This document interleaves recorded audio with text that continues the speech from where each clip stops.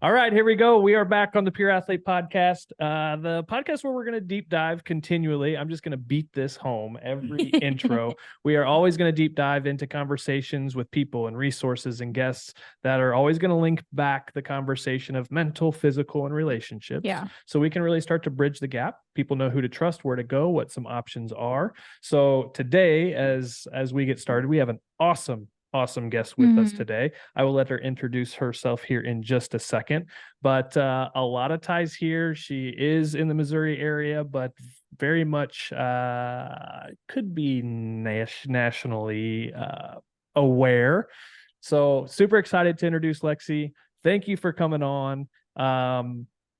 Take it away. Tell us who you are. Tell us where you come from. Let's just jump right in and give us all the things that Missouri would typically ask. Where'd you come from? Where'd you go to school? How did you get to where you are today? You're almost the Cotton Eye Joe there. Where'd you come from? I'm super excited to be here. Thanks for having me. So I had mentioned before we started really recording, it's hard to put a label on it.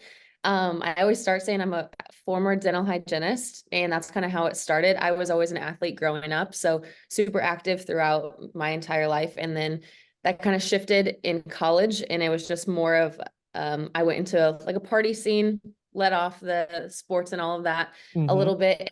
And when I got married and out of college, I just kind of gravitated back towards that just because it was something that I was passionate about. I found a lot of fulfillment from it. And I was finding that more so in my recreational, just working out. And I wasn't getting that from my professional life. I was a dental hygienist, like I said.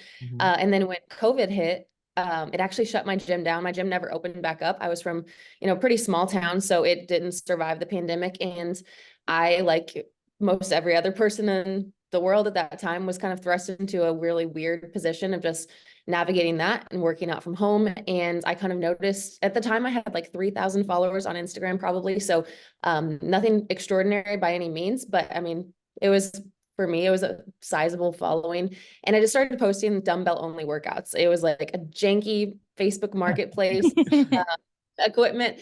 I always joked, and it was one of those things where it's like, okay, if you make fun of it first, then no one else, if they say something, it won't hurt as bad. I called it dungeon because it literally looked like a scene from Saw. It was like very concrete walls. It was pretty janky, and it worked because everyone else was in a similar spot. And I just realized that there was kind of a window there where, especially with women, there's a lot of intimidation when it comes to exercise, or just barriers in general, where you have to get childcare, you have to, pay a gym membership. You also have, once you get there, like, what the hell are you doing? Do you have a plan? Do you know how you're navigating the gym? And this was one spot where we were all in the same circumstance. And I was also noticing people, as I was just kind of posting on my story, I was terrified to post just out there, a static feed, God forbid anyone see it. And I was getting some positive traction where people were like, hey, I'm actually doing the things that you're saying, or the things that you're doing on your story. It's been really helpful, just kind of an escape, because now I'm working from home. I'm teaching my kids from home, and I just need 30 minutes to myself. So I kind of put that, got my foot in the door there, and it felt like just an opportunity to capitalize on that. We were all in this similar weird circumstance, and we started Lexi J Wellness. So I just did at-home dumbbell workouts. They're 28 minutes long, and it's a full-length video of me doing them with you. So I like to think about, I'm your own personal fitness pal. We'll do them together. I'll chat with you about my day. We'll talk about, the mechanics of it. But I just want you to feel like, we're doing it together. You're working out with a friend. And it started to pick up traction. And now I have a much more sizable following on Instagram. But that community and that core culture just has continued to remain the basis of Lexi J Wellness and prioritizing physical and mental wellness. So I think that, that just falls in line with, it aligns so well with the Pure Athlete podcast and what you guys talk about. So I'm really excited to kind of deep dive into that and just the mental aspect of exercise and that relationship. So yeah, that's my story. It's about 3.5 years of Lexi J Wellness. I started in June of 2020, and I went full-time, quit my hygiene job after 11 months of doing Lexi J Wellness. Wow. Bingo. Is that baddie status? It is baddie status. Lexi J Wellness. baddie status workouts. I love how you put that though. I mean, that's super cool. I mean, I want you to feel like you're working out with a pal. Yeah. You know, which is a great interlude into you know, the friendship, the community, and that's huge. Like you said, it's super cool that we're being brought people who are very much magnetized to what, not what we're doing. I say it that way because it's like, since we fully committed to the pure athlete and what we're doing with that, the mental physical relationships, you already used 2 of those words in your own category too, but it's like we're magnetizing these people. Right. And it's just a breath of fresh air because, one, I don't think people talk about those 3 categories enough. 2, your story, it's like how many people thought the same thing and didn't do it, no matter how janky, no matter, you know, what they thought of themselves, and in finding a way. There's something to be said for just finding a way and having no excuses. And I mean, you kind of let off with that, where it's like, I'm just going to make fun of myself first, so when people do it to me, it's just, they're going to hurt less. It's like, that's an avenue out, and that's a step ahead of everybody else. But just such a cool story, which we will deep dive a little more. We'll break it down. But you started off by saying you were always an athlete. What'd you play? What'd you grow up playing? What would you do? So I'm from a teeny tiny town. I graduated with 20 kids, and at schools like that, if you're athletic, you basically play everything. So I played volleyball, basketball, track, and softball. She was the running back. She was all-state running back. Yes. Yes. Pretty much everything. That was all the sports that I could have played, and I played them all. But I was best at volleyball. I loved basketball best. Okay. So better at volleyball, but enjoyed basketball most. So what did your athletic career then look like? Did you go on and play after high school or anything, or is that when it kind of transitioned? No. So I was a successful athlete. I was a 4-time all-state in volleyball. I was 3-time all-state in basketball and track. So, you know, I had opportunities post high school, but I hate using the term burnt out because I don't really feel like I was, but coming from such a small town, I don't know that, I mean, I'm 5'8", so with volleyball and that being my most prominent sport, I wasn't tall enough really to have those, you know, bigger school aspirations or opportunities. And that's really what I was looking for, just kind of a change of pace from the really rural area that I was in. So I had my eyes set on the University of Missouri. I ended up going to Mizzou, and just, that wasn't in the cards for me to play. Back here going like this. Yeah. Yeah. So I didn't play any like organized sports beyond high school.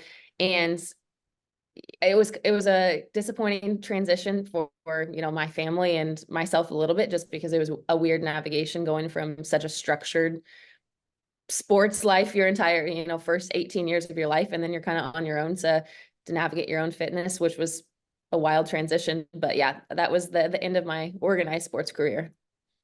So I'm going to let Erin ask you more questions on that, because that's one of her favorite topics. So let me start this off before you ask. Let's dive into that.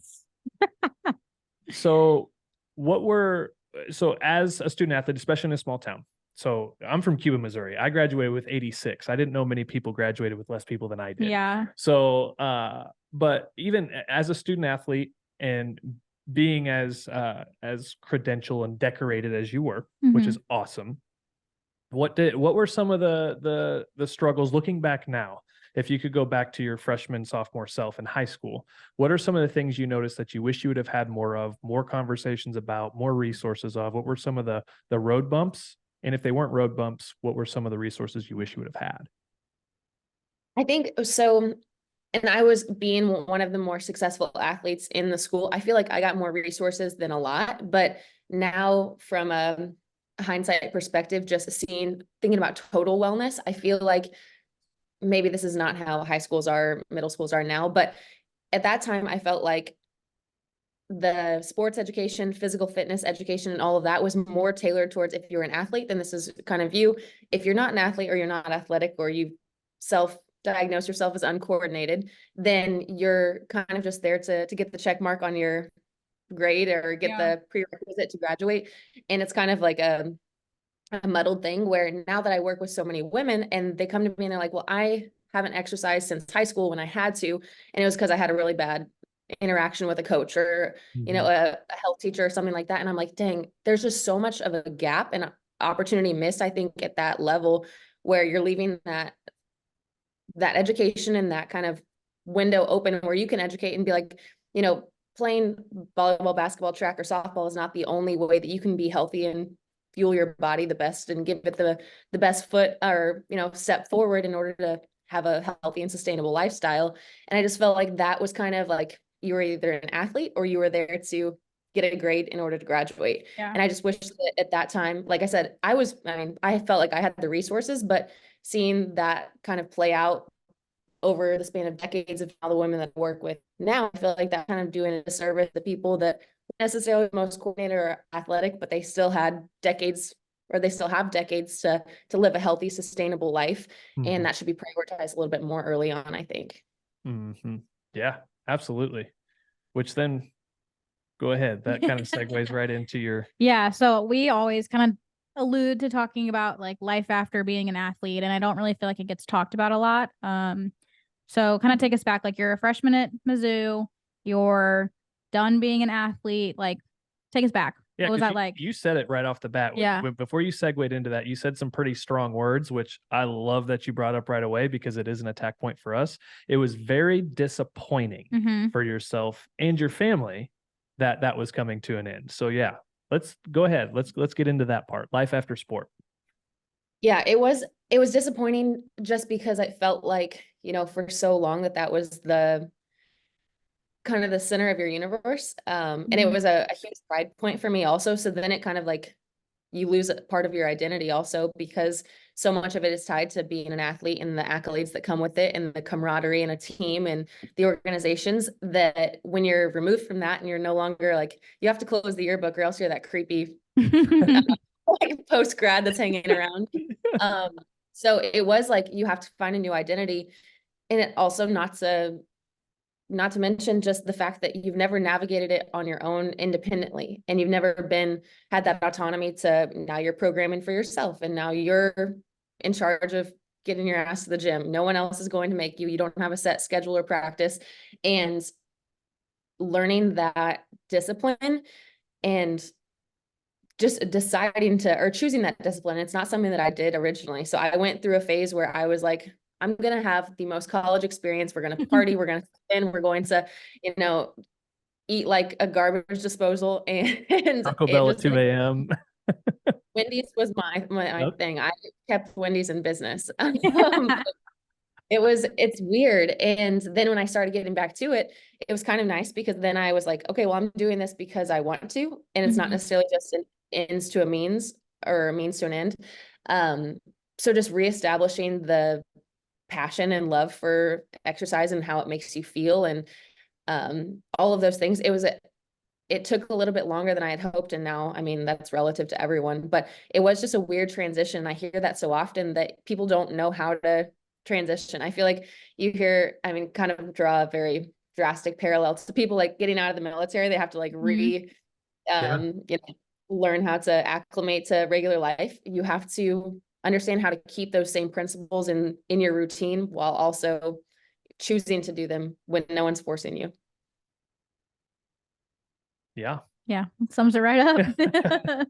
And like you said, I think a lot of things, and I'll be honest with you, and I think you would probably agree with this, but I'm going to say this in a way where I think people oftentimes, a lot of athletes will let the number on their back, their stat line, the sports they play, the accolades they have, literally, they will let that become their identity. Yeah.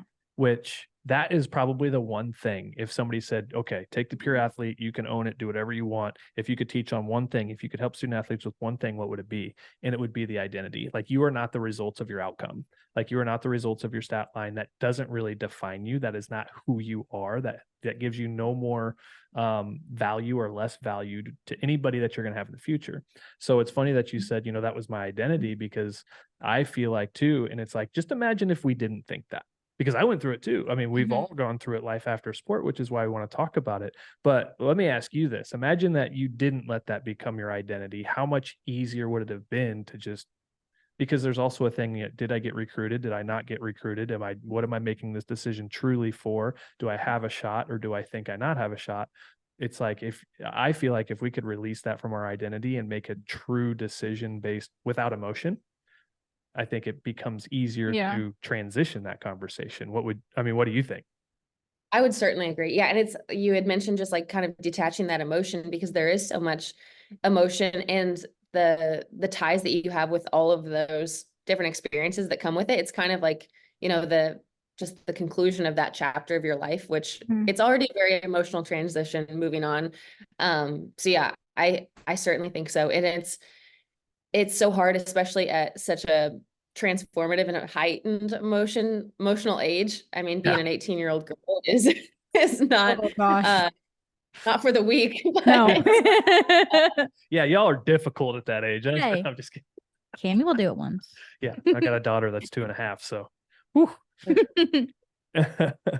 I also think the inverse is true though too, is it's like, okay, imagine having the opportunity, going to whatever school you want, to play whatever sport you play, and still not have that affect your identity. Like going into that transition of further sport and not having that like occlude that this is my identity. I get to continue to do what I am called to do. It's like, that's a very small snippet of the story. Yeah. I think could be very liberating, which I'm super glad you brought that up and said what you did, for sure.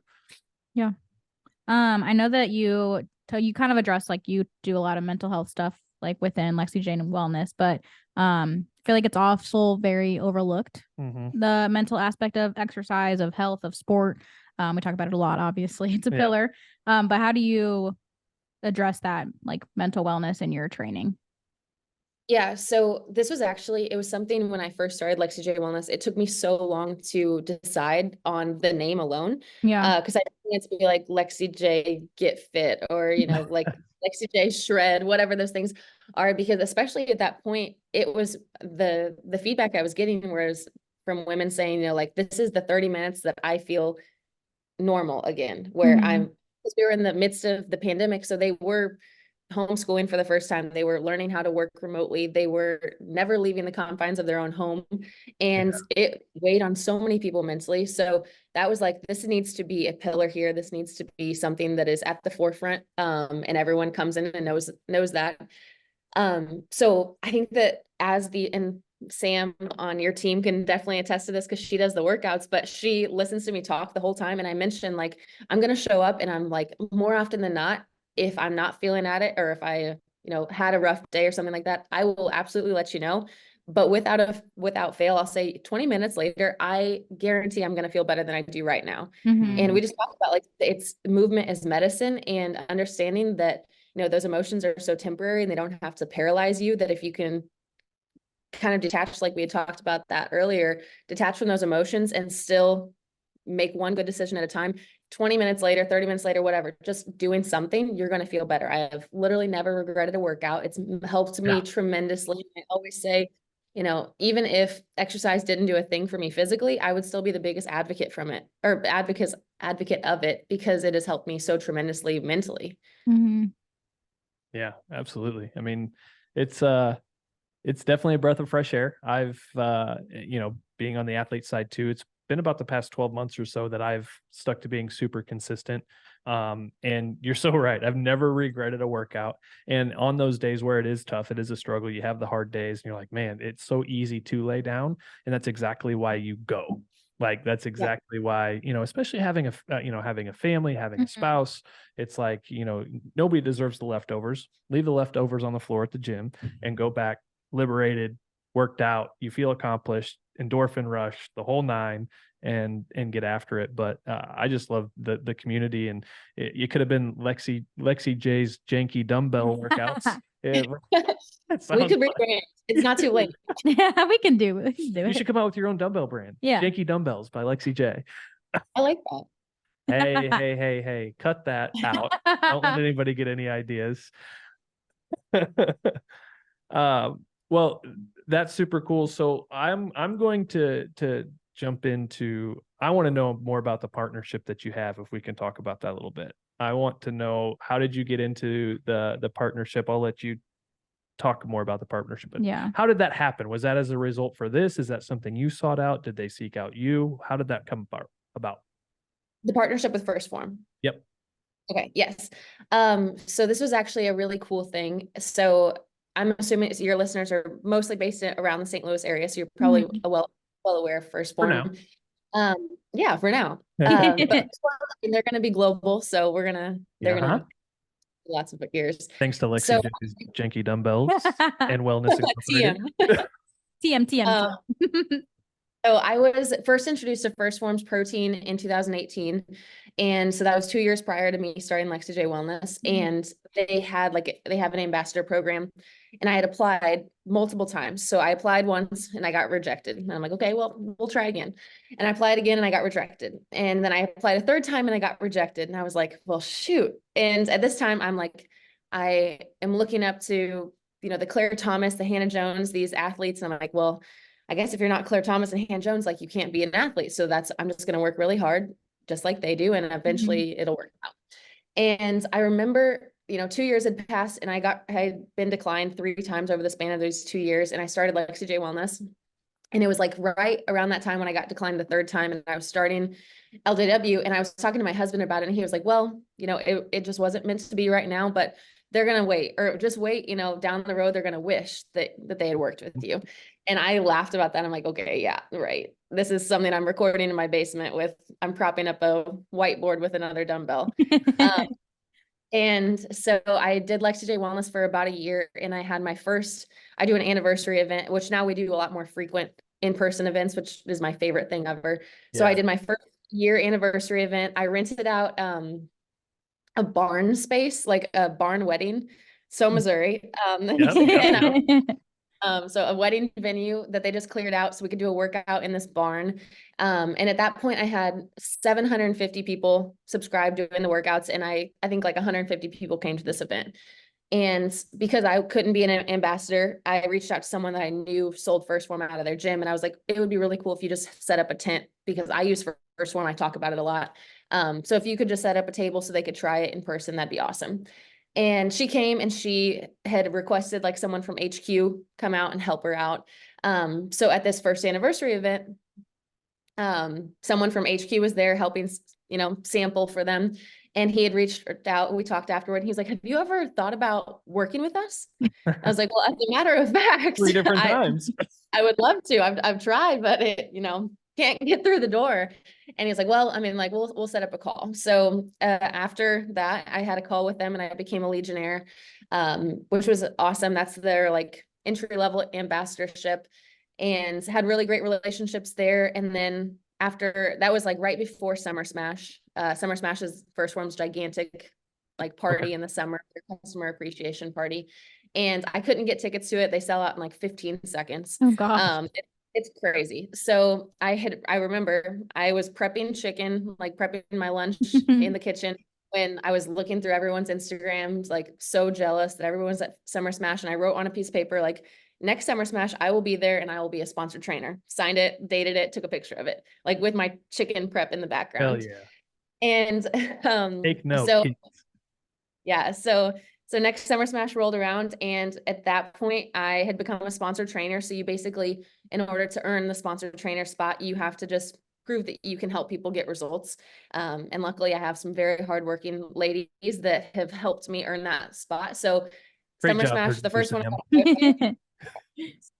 So the first one I got to go to, I was a sponsored trainer, and it was so cool. I, brought that picture up. I was actually, I think I always attribute it to the community, because if it weren't for them making me look so good, those opportunities just would never happen.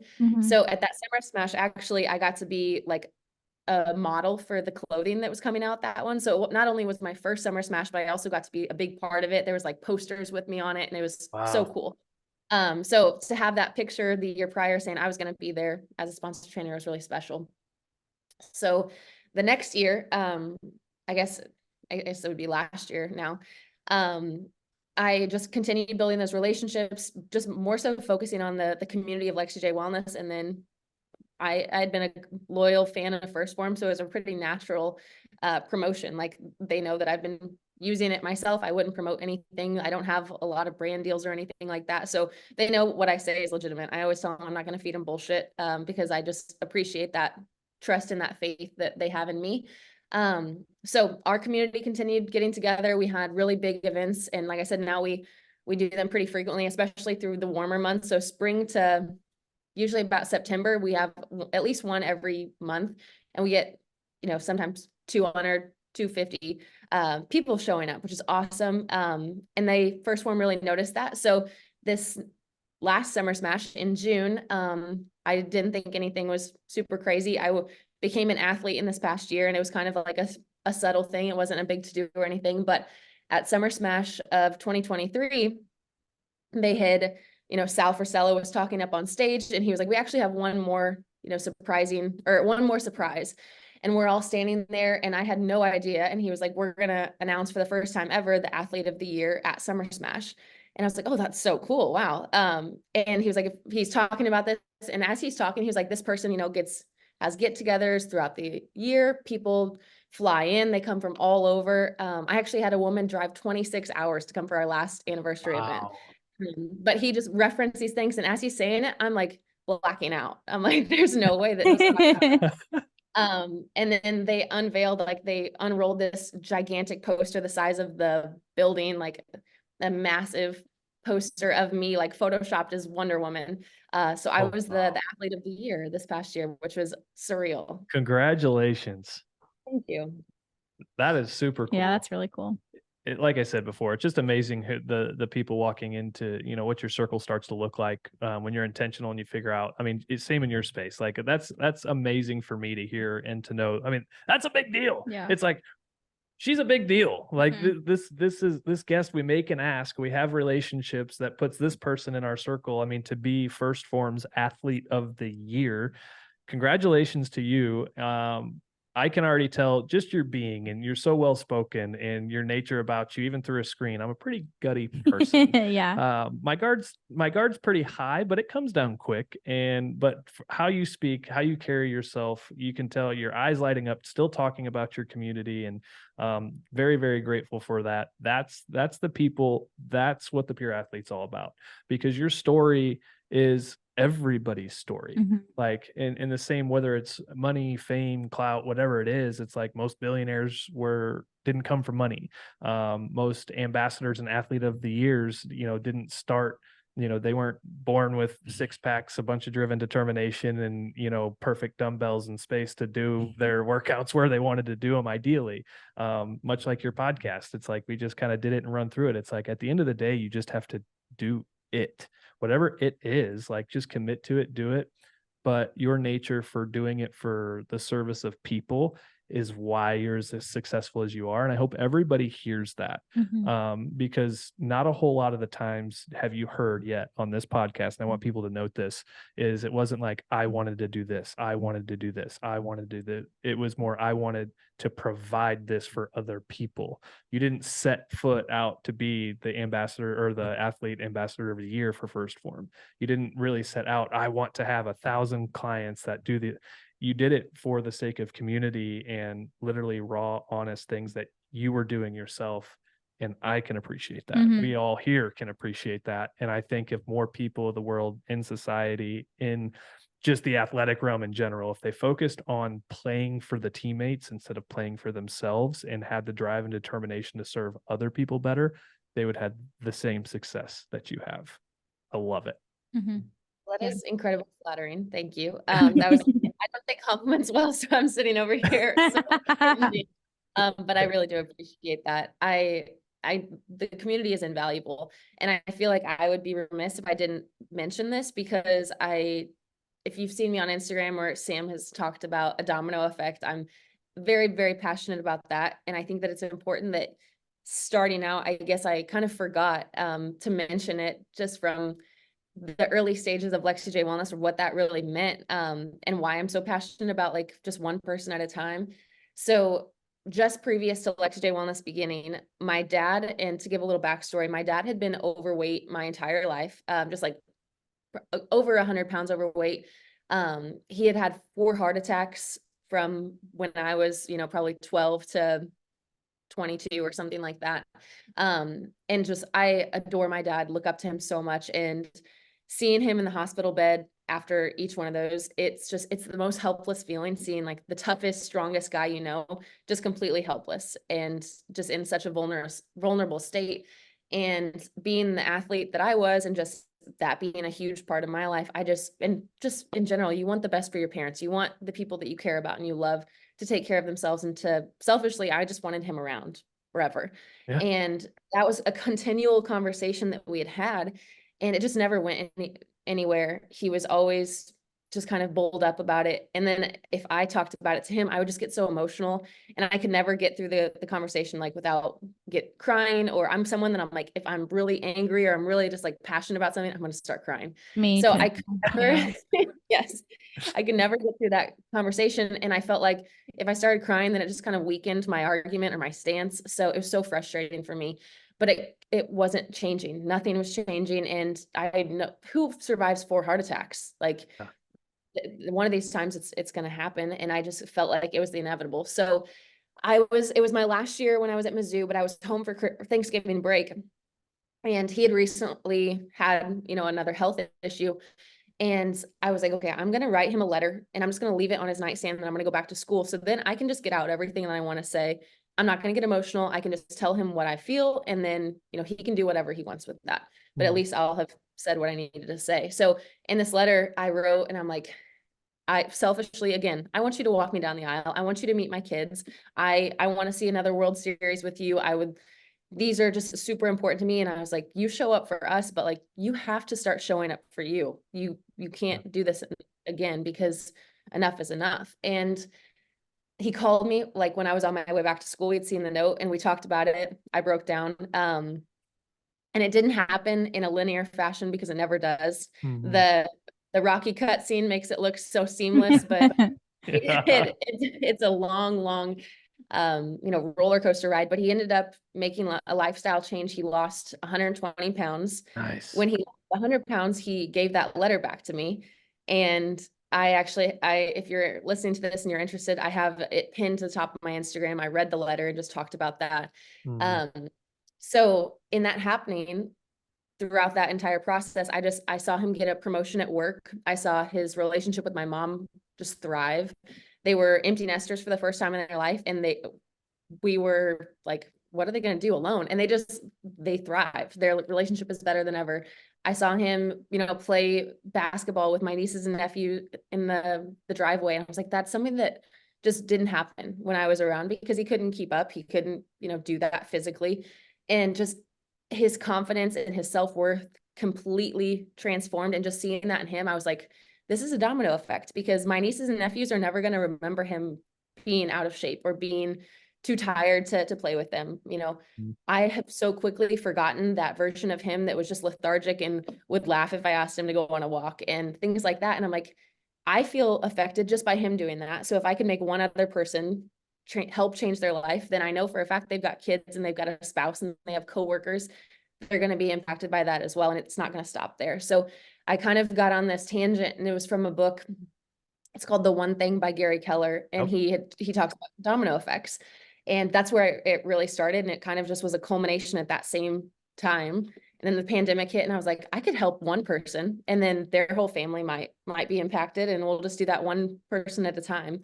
So I always I get a lot of credit for being the original domino, but I am a recipient of the domino effect from my dad. And that's the kind of origin story of that. Yeah, that is powerful. Yeah, that's really cool. All the emotions were kicked into gear, and myself just hearing you. I mean, that's the biggest thing about all of us here, and our team, and what we're trying to put out, and not just portray, but live and give these stories. And I appreciate you sharing that, because that is powerful. For the most part, 99% of people are our parents, our spouses, our siblings. And that's really, to your point too, is it's like, we can help one person. There's so many more people that need the same help. And all I hear when she's saying this too is, I'll let you in on how the original slogan for the Pure Athlete is, I don't want student athletes to suck. And what you're saying is like, Dad, I just don't want you to suck. Yeah. Like, I want you to walk me down the aisle. I want you to play with my kids. I want you. But again, the selflessness of what you had said, not once did she say, I wish I had that with my dad. I'm sure there's a part of you that definitely thinks that. I wish he would have played with me. But that's not what she said. Yeah. That's not in the forefront of your mind. And it was all about, okay, well, if I can help him, I can help somebody else's dad. I can help somebody else's mom. I can help somebody else who looks up to them, enjoy them for who they are. And yeah, it might be the most emotional podcast I've had yet, just based on that story, because I had a little bit of a different bring up. Dad would throw the ball with me and stuff. He was hard on me, but he was, he's smoked about 86 years of his 67-year-old life or whatever he is now. But, to be on the other side of your story, and for you not to quite take it that way and play the victim card and create an outcome instead of react to one, is huge. And I hope everybody catches that, because no matter what you want to do, whether it's in finance, whether it's in health, we can go in all kinds of different genres of work and passion. It's like, if you do it for the right reasons, people will want to track to that. You will thrive, you will be successful, but you're going to make a huge impact. Good for you. Yeah. That's awesome. Mm-hmm. I'm just gonna let her take over. You come down here and I'll take my butt out of this seat, and you can help create more impact and emotional story on this, because you just did one hell of a job for sure. Thank you. I love it. I do think, just like you said, the majority of people out there, especially adults, because I mean, you're working a lot with athletes, in their athletic endeavors currently, but everyone is going to age out at some point, and then they are going to become that mom, dad, or just role model in general. They're, going to show up and have a classroom full of kids that are going to be impacted by their actions and their example. And I'm a big believer that the example is going to be followed, whether it's positive or negative. So you have to put yourself in that position if you're of some influence. And you don't have to have a check mark. You don't have to have a million followers to make an influence or make an impact and make an influence, because the person behind you at the grocery store is going to be impacted by the way that you show up. Your significant other, your kids, all of those people are counting on you. And if you're not, putting your oxygen mask on first, you're doing everyone a disservice. Yeah. So good. Yeah. That is so good. That's my favorite Lexi J Wellness quote, is you have to put your oxygen mask on first. Yeah. She says it almost every workout. I'm getting teary-eyed over here. I love this. This is one of my favorite things. She has said since the beginning, she's like, oh, you have a podcast, my friend Lexi. And it's like, this has been almost 6 months now in the works. And yeah, she's over here in the corner. I need to like sneak a camera in here and just like cut her in on her little producer corner over there. But she has spoken very highly of you, and now I super understand why. Yeah. And there's so many ways I want to take this, because there's so many nuggets in here, because this is definitely the behind the scenes of what it is we're looking for to do. So not only do we not want student athletes to suck, the whole ideal clientele for us, and that we can probably help with your help, is we see elite level student athletes and their parents trying to keep up. Whether they're trying to keep up or not, I don't care. They need to, just like you said, like they should enjoy a thriving life. They should, thrive going forward into whatever years they're in, but they should still be able to play with the kids, or get up and down the bleachers, or make the long walk from the parking lot to the stands, and, not have to worry about having a heart attack or going down or taking breaks, or, so that's, the parents' side too. We don't forget about them. Yeah. And so I love this story already. We're going to cut all kinds of content out of this and just shoot it out, because everybody needs to hear this. It's like, there's good people in the world doing great things. There's great people in the world doing great things. And like you said, you don't need a million people to follow it. Like, if it gets to there, great. But if you start with 0 and you can get 1, you can get 10, and it just, sky's the limit, really, which is why we should be doing what we're doing. What questions you got? We can switch it up a little bit. I mean, I know you, like you say, you record the workouts. I know Sam does them. How do you approach like programming those when it's very broad of like people who are doing it? How do you approach that? So when I first started, and this was like early on in posting on social media, which I also should say, it's so funny thinking about how, freely I post now, and I've detached a lot of like, oh my gosh, I'm probably in some hometown group chat being made fun of right now because I posted this. But when I first started, I would post something, and then probably 20 minutes later I would delete it because I'd be terrified. But that's kind of beside your question, but it just popped into my head. No, you're good. But in programming, in programming, when I first got started, I guess I should say, I wanted to stand out in some form. And I was thinking like, if I did not do some sort of complex movement with, those crazy things that you see on Instagram Reels that now I was like, this is it, because how else are you going to stand out? How else are you going to gain any sort of traction, make people think that, oh, this is what they should be doing instead of something else. And then you just quickly realize that the basics are the basics for a reason. And there are so many ways that you can modify and have variations. So luckily I have, it kind of started out like my family and my close friends. Like I had an aunt that was working out for the first time in several decades, but I also had a friend that was an ultra marathoner. And I think that they were subscribed to do the workouts just out of support for me. And like, oh, she's doing this little side gig. Like we'll throw her a bone. Well, they should. Yeah. So in my head, I'm like, okay, if my, great aunt that is 62, if she can do this at home, like what do I need to do in order to make her successful and to give her the tools to do that, but also that I can still get an effective workout, that my friend that runs 30 miles, that she could also show up and she get an effective workout. And we do them like EMOM style base, that way it's much easier. If you're moving for time, you can kind of dictate the intensity, the weight, the speed at which you go, the number of reps, and then just by your own resources as far as what heavy weight you can use. Obviously, we're going to encourage that you progressively overload that and push yourself to that limit. But that has allowed us to really kind of help or let them determine their own intensity, because we have women in every single phase of life. We have women working up until delivery and pregnancy.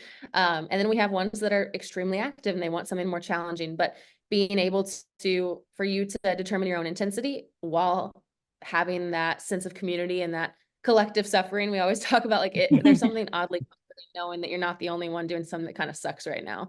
But that's allowed us to kind of reach a wider demographic, because we have so many different phases of life and so many people getting their foot in the door at different times. But it's kind of comforting to have that different, that spectrum, because there's nothing more empowering than seeing someone that's like 2 steps ahead of you doing that. Because like if they're in a spot that maybe, or if they were in a spot you're in right now, in the recent past, then that's super empowering. They're like, oh, well, if she has 2 kids and she's about 6 months postpartum, then I could probably do that too. Yeah. Or if she's doing that and she's taking night classes, then I can do that too. So it is super nice to have such a wide demographic of, there's relatability across the board in some way, shape, or form. Yeah. That's smart. All right, we got to go back to that statement that we were just going to pass over. I like to get super deep and like really change mindsets and perspectives, if you can't tell, and really empower people and kind of talk about the hard things in a very, very positive light. Like even as a doc, like in my practice, I said this how many times today. It's like, I'm not the scare tactic guy.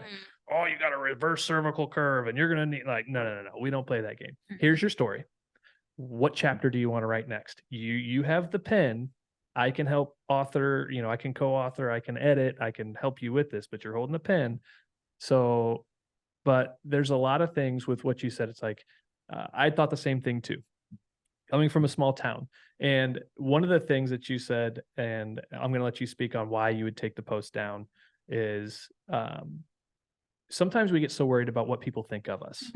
That one, we need to worry about what we were thinking of ourselves on what am I insecure about in the mirror that I am worried about them calling out? Like, is there anything? Yes or no? And then if the answer is no, at some point in time, sometimes you just have to realize that it's either happened before, like somebody has said something on your post before, which is like, oh man, this is going to happen again. No, let me take it down. But a lot of people with in anywhere is some people just don't want to see you. They want you for who they know you are and were. And to see you change, it's not always easy for them, because it either reminds them of how far they haven't come, or it reminds them that they have to work harder to get to where they need to be. So they want to keep you in the same cookie jar that you've always been. So they're going to try to affect you in a way that keeps you close to them, because it makes them feel comfortable. It's a selfish play on their part, which is understandable.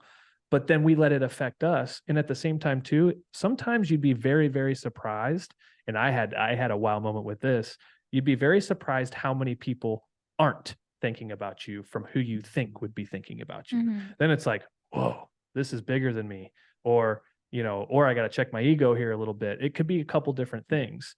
So let's hear your side of the story on why did you used to do that? Because this is the mental health side that I want people to know, because athletes go through this all the time. I'm not starting. They're going to think this of me. I threw an interception. They're going to think, like, why did you feel that way? Why did you take the post down? I have so many things that I want to say on that. I love that you brought that up. First off, have you ever read the book Grit by Angela Duckworth? I have not. So Nope. in the book, she talks about strivers versus naturals. And you had talked about when people in your circle, they kind of have they like the comfortable version of you that they feel entitled to, because if you start to kind of separate from the pack, then it shines a deficit on them, or highlights a lack in them. So there's research done that people prefer what they call naturals. So if you think about Michael Jordan just kind of coming out of the womb being Michael Jordan, then it makes you feel a lot better to know that he is just a different breed than you, rather than he just worked incredibly hard. Right.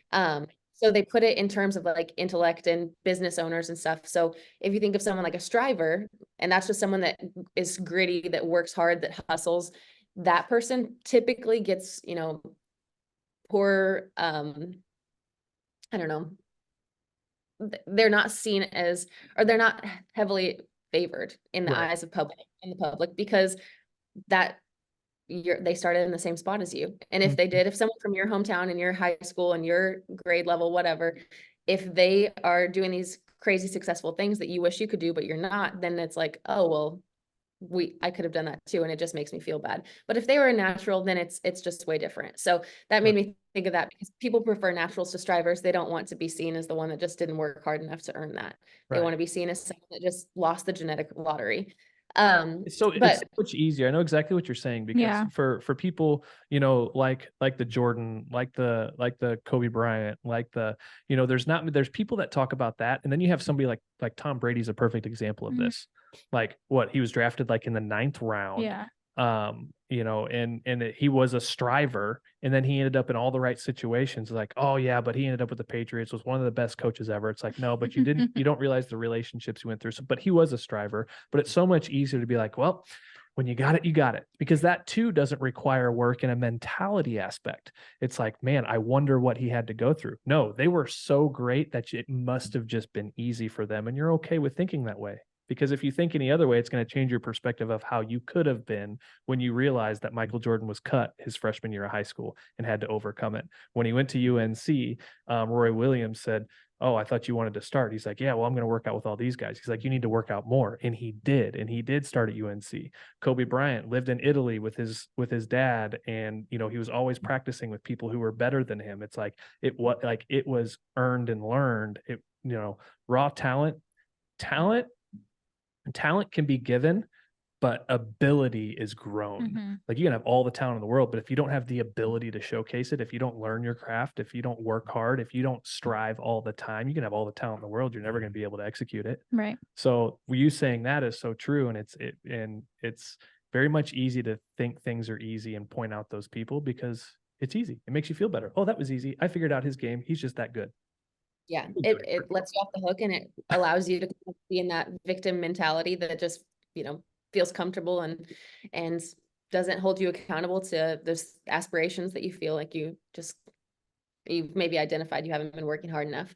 But to get back to your original question, just being scared on social media. And I said, at that point, it's not like I had 3,000 followers roughly. So I wasn't like sending it out to the masses and thinking that I was going to get thousands of, hate messages or anything. In my head, I specifically was thinking, I'm probably circulating in some group chat from high schoolers that I have, or like people from my high school that I haven't talked to in 5 years.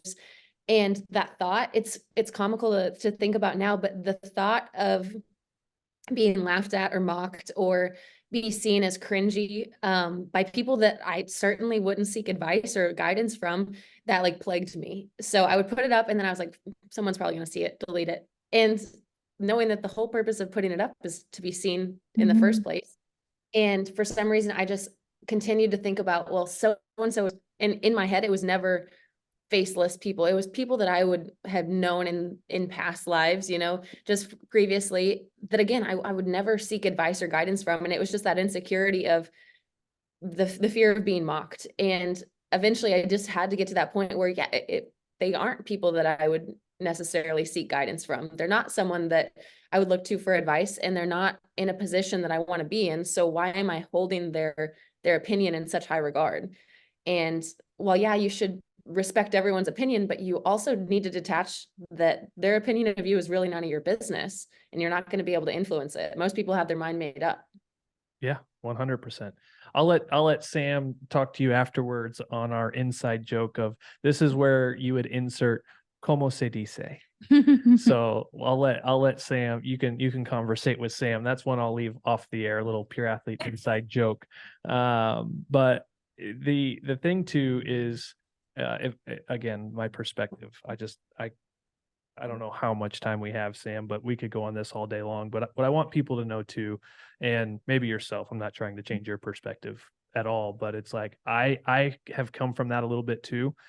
And I firmly believe too, those with the biggest hearts, with the biggest mission to help the most people as possible. The reason I would take stuff like that down in your perspective is because I care so much. I don't want to see them fail. I hate that they're hurting so much that they have to attach to my stuff and put me down. It's like, no, I'm doing this because if you join this community, I can help you too.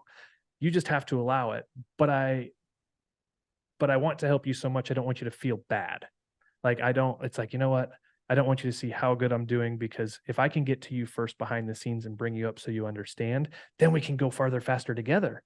And it's like the people with the biggest hearts are most likely to take down, because it's yes to be seen, but it's not to have all the spotlight. It's just to help whoever's going to see this that wants help. You know, we want to serve people who are committed to serving themselves. And so I truly think those scenarios too are the people with the biggest hearts that are like, man, I don't want to out anybody. I don't want them to think such a way. It's just, I want to help them too. I'm just going to take it down. It's like, no, uncomfortable. Growth comes with the most discomfort. And I think it's like that imposter syndrome, or that feeling of like, oh, I don't want someone to think that I feel in this authority position or something. Like, so then you also, when posting, I felt like I had to overcorrect and be incredibly like, well, I'm definitely not the person to go to, but like, here's what I think, here's what I'm doing, you know? And then I would kind of discredit myself in posting that, because I didn't want people to think that I was, you know, egotistical or something like that. And, you know, God forbid you would get a message and be like, why are you acting like an influencer? Or why, like, you know, you're from Alma, like, what are you doing?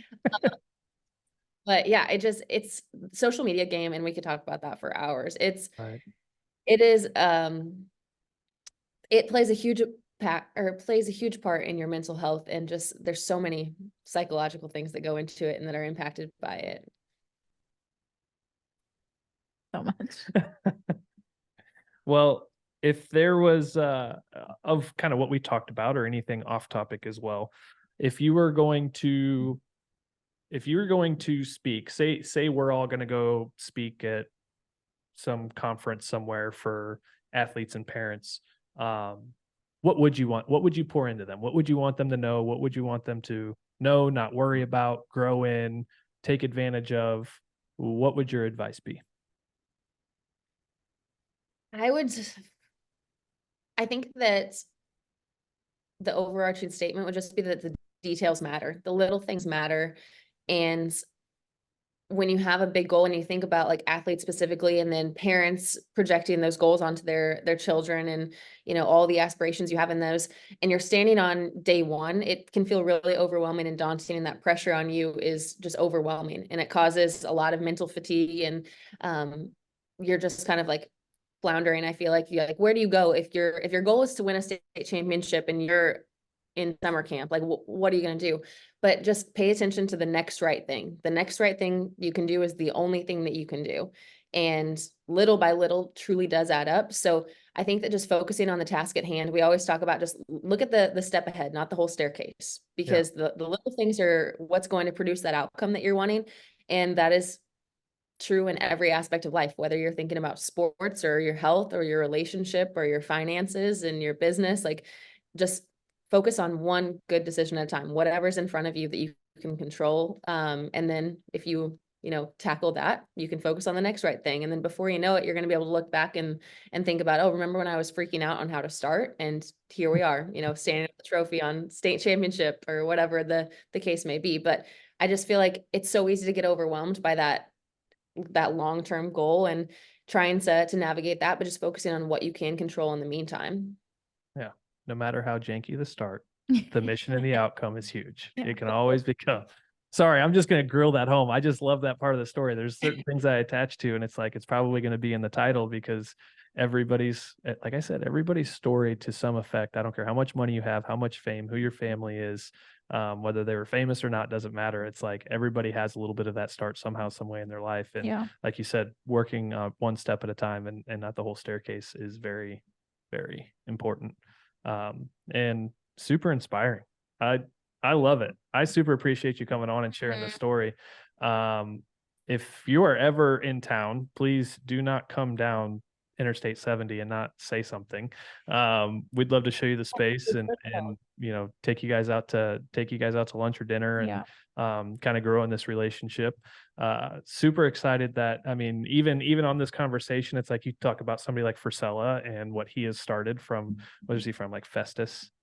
He's from South County area, Arnold, Festus, somewhere down there, I believe. And to create the impact he's had and a platform for you to continue to create an impact that you want to create. Sky's the limit. No matter where you're from, you can graduate with 20 kids, you can graduate with 2,000. And it's amazing too that we let those things affect us. It's like, some high school Facebook page. It's like, okay, Lexi, what is there, like 76 people in your whole high school that are on that page? Exactly. You're worried about 76. You've got 3,000. You have 750 subscribed and over 150 coming to all your stuff. I think you've made a big impact, and I hope everybody in your hometown looks at you with pride and opportunity. And if they need help, they should definitely reach out to you because your heart is gold. Your intentions are pure. And I just love that. So. What do you guys got? Anything else? Otherwise, I'm going to go forever and we'll find something else to talk about. We, like she said, we could do this all day. The afternoon's cleared.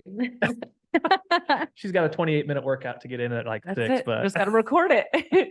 Lexi, we obviously have 3 pillars here at the Pure Athlete. Can you touch on some of your favorite core values from Lexi J Wellness? Because some of them are my favorite. Mine is commitment to total wellness, obviously, but we have 10. So tell us a little bit about your core values and why you picked them and why they're important to you.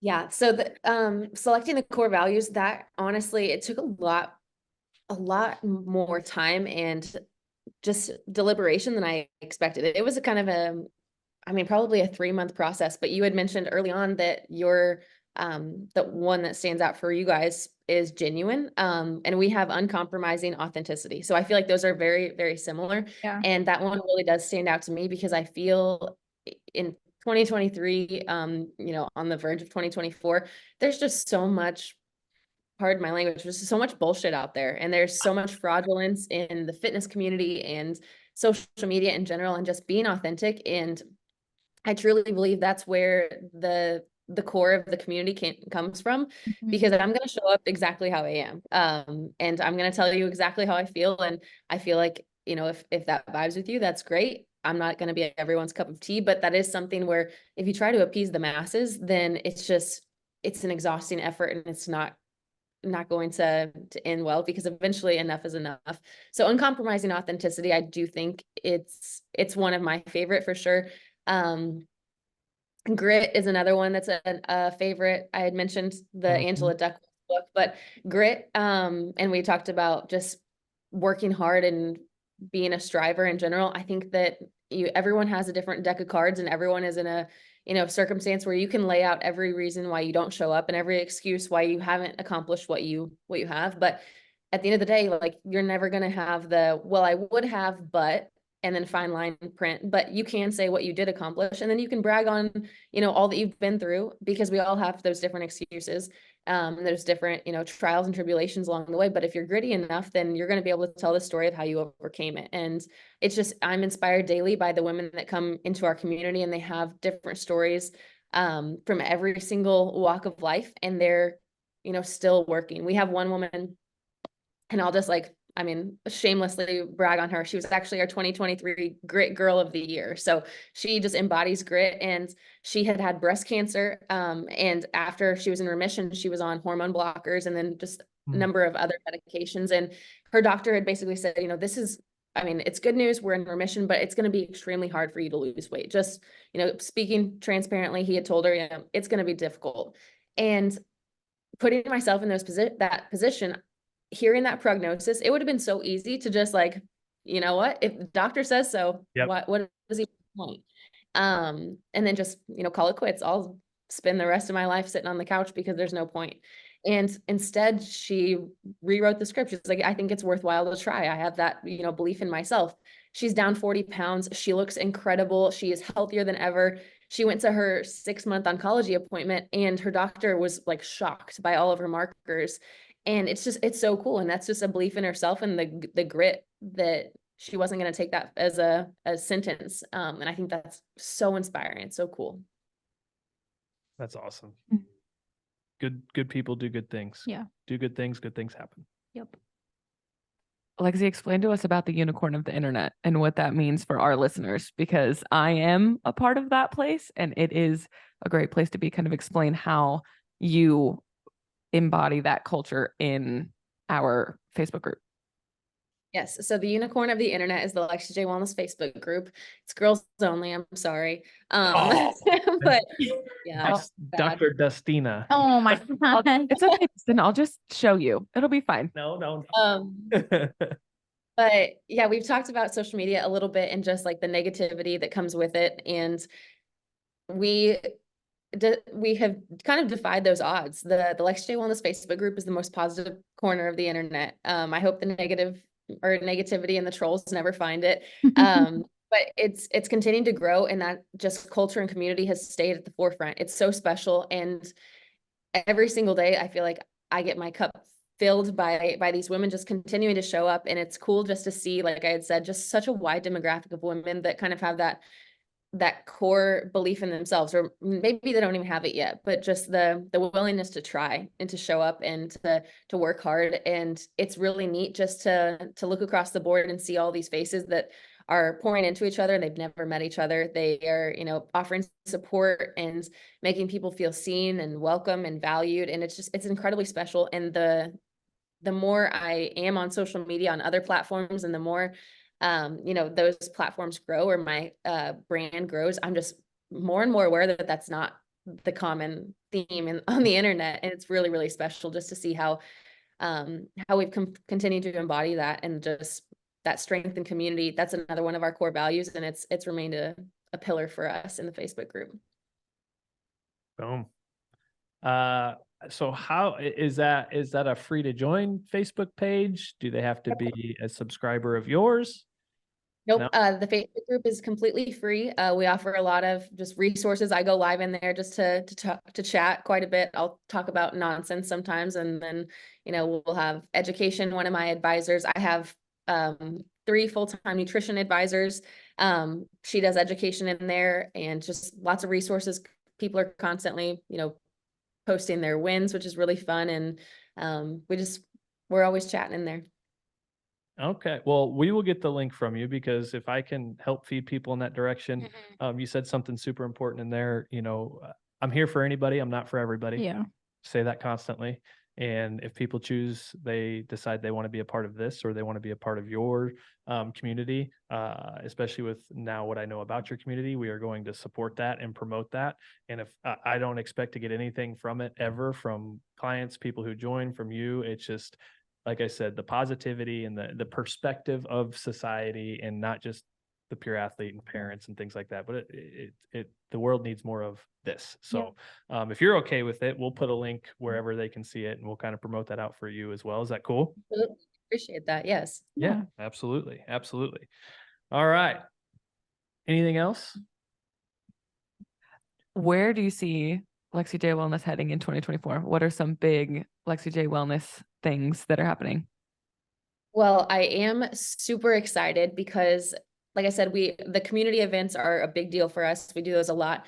We're actually having our first out of state community event. So we're going to Nashville in March, and I have big aspirations. I've been dreaming this up for over a year now. I would love to go like on a tour because we actually have at least one member in every single state. And then we have like 6 countries. So we are, really spread out. And I have a core group that luckily they get to travel. I mean, we have an amazing community that, like I said, someone traveled 26 hours to come to our anniversary event, but that's not feasible for everyone. And I would love to just continue to meet people in person, because it's one thing that we chat on Instagram and Facebook all the time, but I would just love to get to interact with them and, thank them in person for being a part of it. So, depending on how well Nashville goes, which I'm really optimistic, I think it'll be awesome. I would love to go on like a little tour and just kind of bebop around the United States and get to meet more Lexi J Wellness members across the states. So if Nashville goes well, then I would, I hope to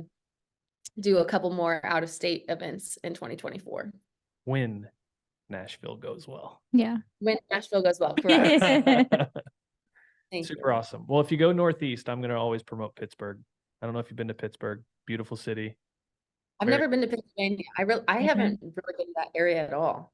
Yeah. So if you do a regional thing, I think you're definitely onto something there, and you definitely should. So when Nashville goes well, if you decide to go Northeast, I'm going to shamelessly plug Pittsburgh.